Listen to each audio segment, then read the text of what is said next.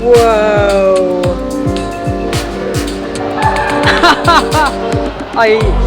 That's amazing.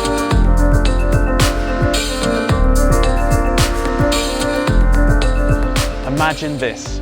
You walk up to a spectator, you borrow their keys or use your own, you unlink the key from the keyring, and then you visually throw that key back onto the keyring and it lands in their hands. This is Latch.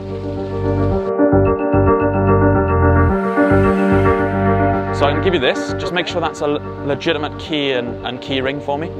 Will it come off? Yeah? No, this one's pretty secure, eh? Not made of chocolate or anything stupid like that? I don't think so. No? We'll give this and thread this.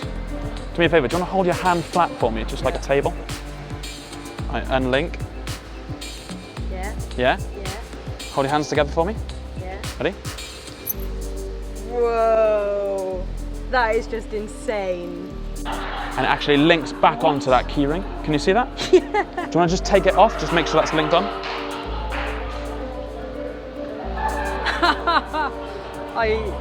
I don't know, it just felt like it just linked onto it.